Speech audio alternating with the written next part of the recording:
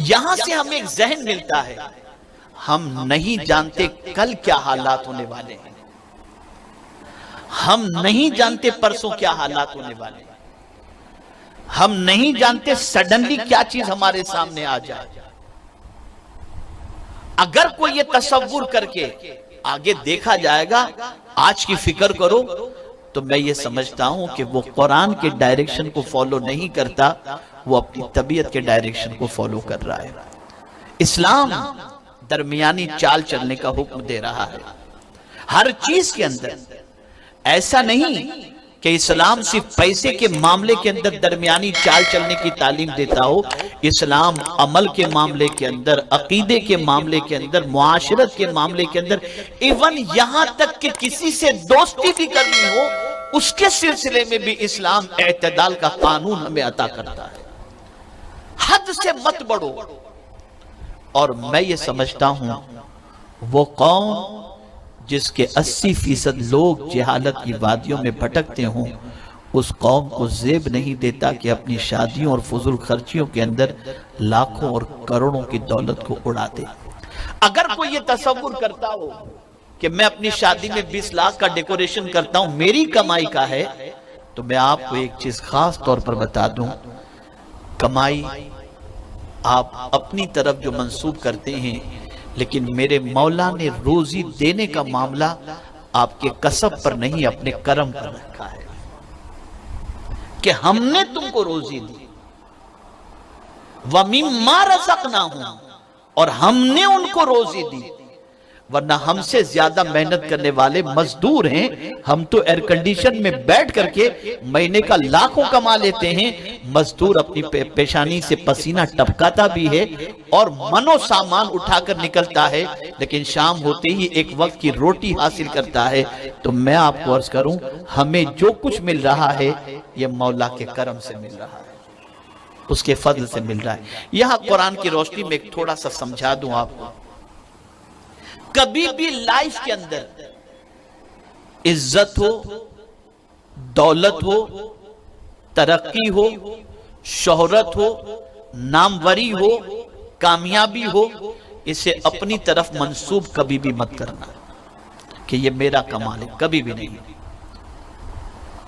इसलिए कि कुरान मुकद्दस में रब्बे कदीर ने वाज़ेह लफ्जों में फरमा दिया, मा असाबका मिन हसनतिन फमिन अल्लाह, जो भलाई भी तुम्हें पहुंचे वो अल्लाह की तरफ से, वो अल्लाह की तरफ से।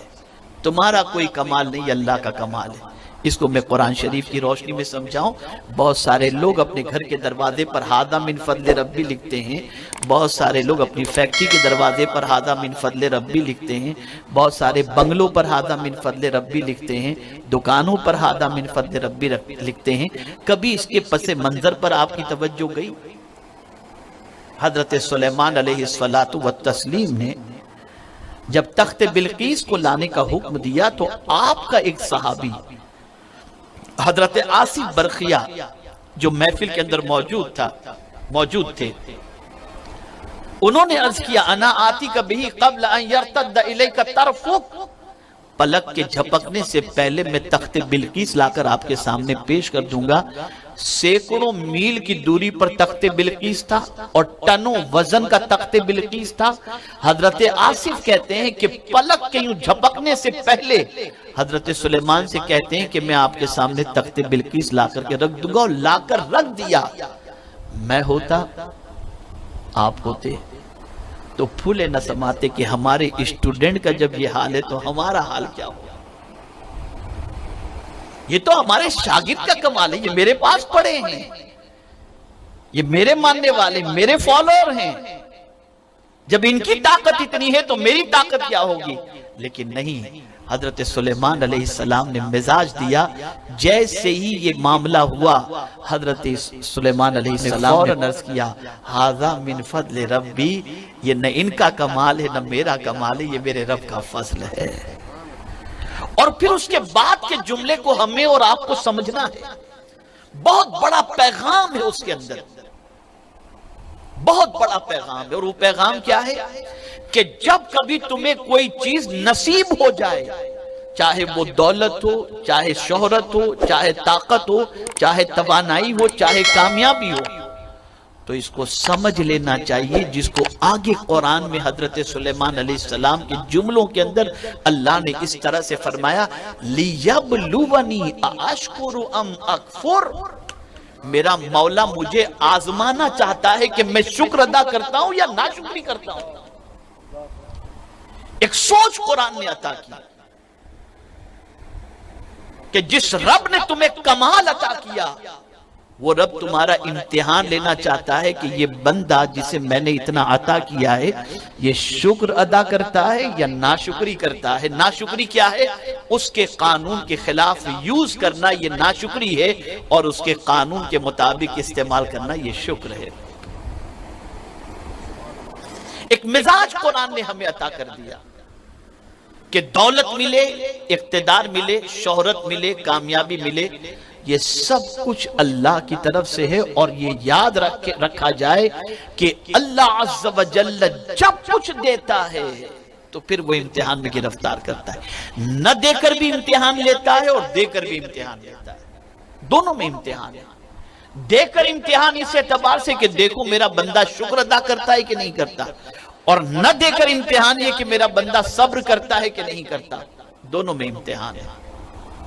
आज आलमी सतह पर हम देखें, हम अगर सऊदी से शुरू करें तो आप देख सकेंगे कि दौलत उनको इतनी मिली कि जमीन सोना उगल रही, पेट्रोल उगल रही, लेकिन एक भी यूनिवर्सिटी वहां पर ऐसी नहीं जिस यूनिवर्सिटी में दुनिया के हर मुल्क के लोग जाकर के अपनी इल्मी तशनगी को बुझा सकें। क्या किया उन्होंने दौलत का? ऐश कदे तामीर किए।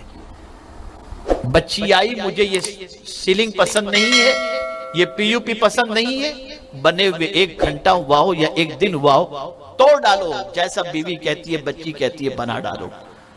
इस तरह से हमारी कौम ने अपने पैसों को मिल्लत की तामीर की बजाय तायुशात के अंदर खर्च कर दिया। आज हमारी कौम का 80% तबका नाने निमशबी के लिए परेशान है, रात की रोटी के लिए परेशान है, मुलाजिमत के लिए परेशान है, दर बदर की ठोकरें खाता हुआ नजर आता है, बच्चियां शादियों के लिए परेशान। और अभी आपके शहर के अंदर कल ही की बात है, ऐसे झोपड़पट्टी के अंदर आग लगी जहां 40 झोपड़े जल करके खाकस्तर हो गए। उनके घर के अंदर शादी की जो चीजें मौजूद थी सब जल करके खाकस्तर हो गईं।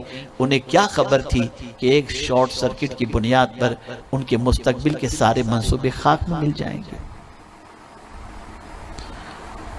हमने कब ये सोचा कि हम अपनी मिल्लत को उठाएं? हमने कब ये सोचा कि हम अपनी कौम को जो सरमाया कुदरत दे रहा है, उस सरमाए का इस्तेमाल एतदाल से हम करते हुए, दरमियानी चाल चलते हुए, हम इस तरीके से उस सरमाए का इस्तेमाल करें जिसकी वजह से कौम उठ सके, हमारी निजात का सामान उठ सके। नहीं, हमने नहीं किया।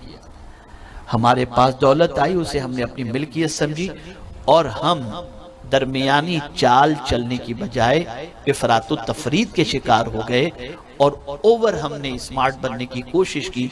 नतीजतन आज पोजीशन ये है कि आप मुआशरे के अंदर बहुत सारे ऐसे लोगों को देख सकते हैं जिन्होंने अपनी शादियों के अंदर लाखों करोड़ों खर्च किए होंगे, लेकिन आज उनकी पोजीशन खुद दूसरों के यहाँ जॉब करने की है। मैंने जयपुर के अंदर स्टोन के बड़े बड़े बिजनेसमैन को अभी रिक्शा चलाते हुए देखा है। क्या कभी उनको यह ख्याल था कि एक जमाना ऐसा भी आएगा? इस्लाम ने इसीलिए कहा है कि आप एतदाल की राह चलो। आपको नहीं मालूम कि कब कैसे हालात आएंगे, आपको नहीं मालूम कि कब सिचुएशन कैसी बन जाएगी। आपको हमेशा सिचुएशन के हवाले से फिक्र करनी है और आगे के हवाले से गौर करना।